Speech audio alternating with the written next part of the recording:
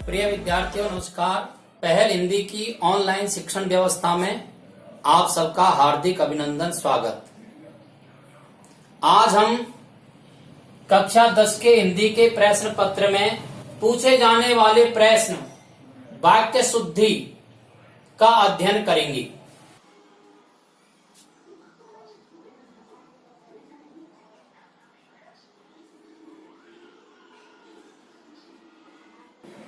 वाक्य शुद्धि के अध्ययन में वाक्य की परिभाषा, वाक्य शुद्धि का अर्थ और किस किस प्रकार की अशुद्धियां वाक्य में रहती हैं, इसका अध्ययन हम पहले कर चुके हैं। वाक्य में हमसे वो 6 प्रकार की अशुद्धियां पूछ सकता है। उसमें से एक है लिंग, वचन, दूसरा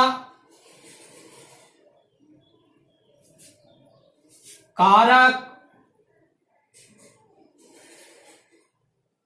विराम चिन्ह,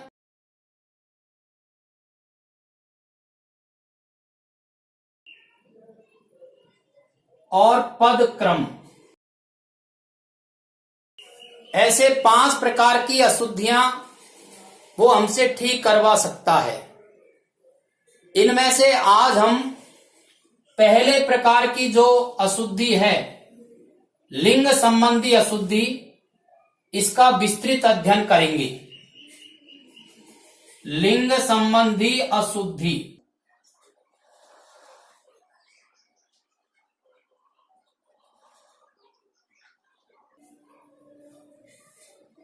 हमें वाक्य दिया जाएगा, उसमें कोई न कोई लिंग संबंधी अशुद्धि होगी। पहचान करके हमको उसको ठीक करना है। लिंग संबंधी अशुद्धि में 2 प्रकार की अशुद्धियां होती हैं। एक तो कुछ सामान्य अशुद्धियां होती है जिनको हम जानते हैं, और कुछ विशेष अशुद्धियां होती है जिनके बारे में हम यहां अध्ययन करेंगे। सामान्य अशुद्धियां कौन सी होती है? जिनको हम पढ़ चुके हैं या जानते हैं। अधिकांश इकारांत संज्ञाएं स्त्रीलिंग की ही होती है, ये हमको ध्यान रखना चाहिए। जैसे नदी, भूमि, धरती, धरणी, मटकी, घड़ी, ये ऐसी इकारांत संज्ञाएं हैं जो हमेशा स्त्रीलिंग में ही काम आती है। इनके साथ पुल्लिंग का प्रयोग नहीं होता है।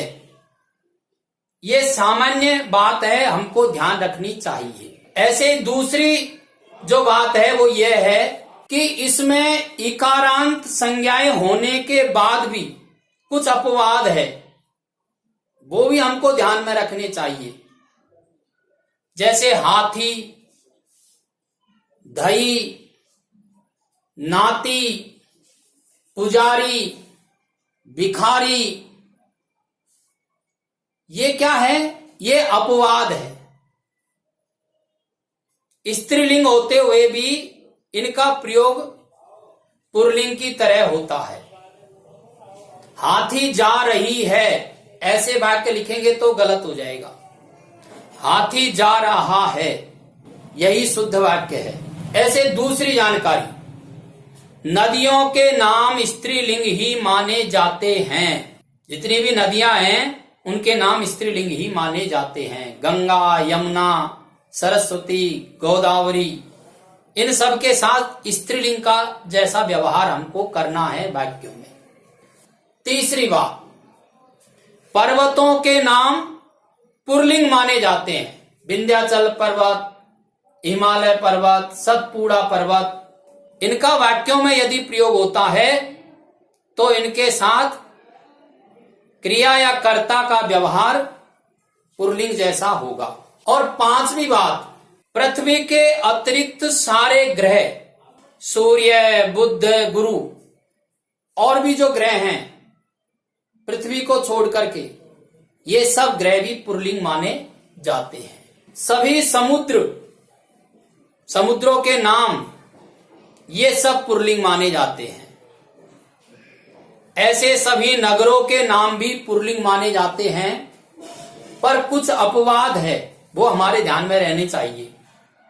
जैसे काशी है, उज्जैनी है, द्वारिका है, मथुरा है, ये नगरों के नाम होने के बाद भी स्त्रीलिंग माने जाते हैं। ऐसे कुछ सामान्य जानकारियां ये हमको रखनी चाहिए। अब दो विशेष प्रकार की जानकारियां हैं लिंग संबंधी अशुद्धियों में। उसमें से एक जानकारी का जिक्र यहां पहले कर दिया गया है, क्रिया का लिंग। वाक्य जब हमें दिया जाएगा तो उसको हमें पढ़ करके और ये अंदाजा लगाना है कि इसकी क्रिया का लिंग क्या है। और दूसरी बात है विशेषण का लिंग। आप ये तो जानते हैं कि लिंग, वचन, कारक, काल, पुरुष के कारण से किन शब्दों में परिवर्तन होता है। तो ऐसे 4 शब्द हैं, ये आप जानते होंगे। संज्ञा, सर्वनाम, विशेषण और क्रिया। ये 4 प्रकार के शब्द ही ऐसे हैं जिनमें लिंग, वचन, कारक, काल, पुरुष के कारण से परिवर्तन होता है। और वाक्य रचना में क्या शब्द काम आते हैं, तो आप देखिए वाक्य रचना में क्या होता है, कर्ता होता है, कर्म होता है, क्रिया होती है। कर्ता कोई संज्ञा होती है, कर्ता कोई संज्ञा शब्द होता है, कर्म भी कोई संज्ञा शब्द होता है या विशेषण शब्द हो सकता है।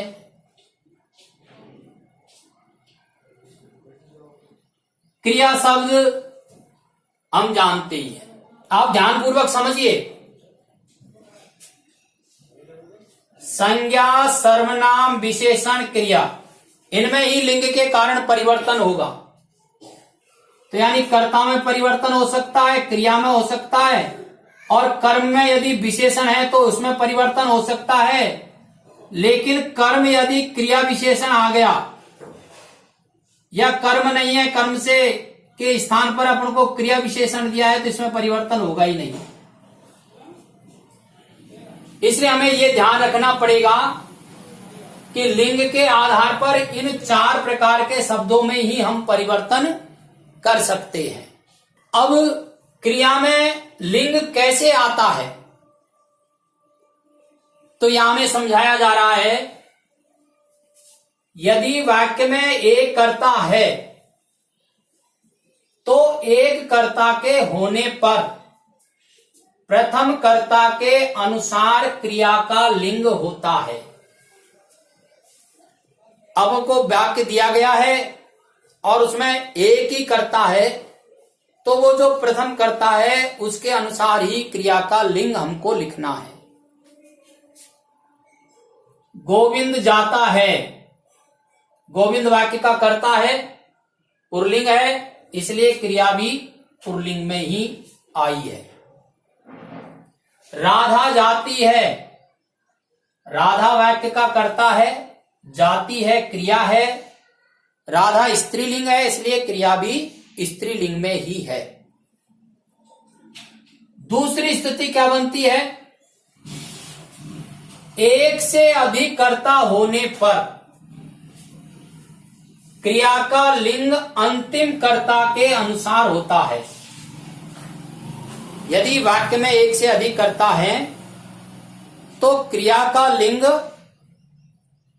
अंतिम कर्ता के अनुसार होगा। नाटक, काव्य और कहानियां प्रकाशित हुई, हुई क्रिया है, इसका लिंग कहानियां स्त्रीलिंग है, इसके अनुसार आया है।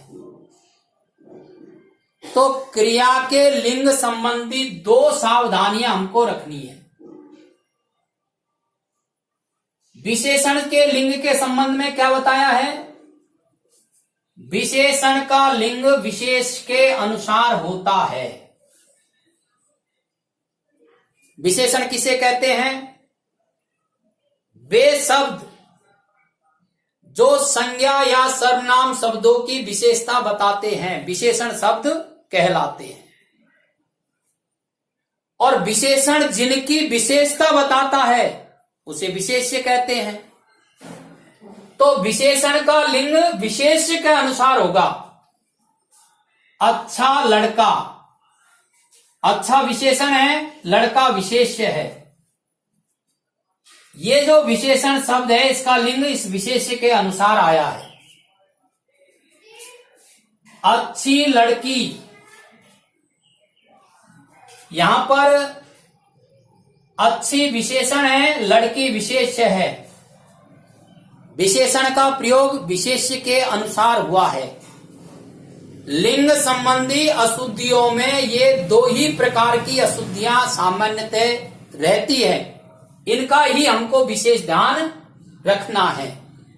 अब इसके और भी उदाहरण हैं, सामान्य उदाहरण बता रहा हूं मैं आपको जो गलती करते हैं। श्रीमान सुशीला देवी अशुद्ध है, क्योंकि सुशीला देवी विशेष है, इसके अनुसार विशेषण आएगा श्रीमती। गुणवान रानी अशुद्ध है, रानी विशेष्य है, स्त्रीलिंग है, इसलिए विशेषण भी स्त्रीलिंग ही आएगा, गुणवती। बुद्धिमान बालिका, बालिका स्त्रीलिंग है, इसलिए विशेषण भी स्त्रीलिंग ही आएगा, बुद्धिमती। बुद्धिमती बालिका ऐसे शुद्ध होगा। तो इस प्रकार की अशुद्धियों का हम सबको ध्यान रखना है। लिंग संबंधी अशुद्धियों को कैसे दूर करते हैं ये हम आगे के वीडियो में समझेंगे। आप समझने की दृष्टि से इसका स्क्रीनशॉट ले लीजिए। कम से कम 2 बार आप इस वीडियो को सुनें और इसे सब्सक्राइब करें। धन्यवाद।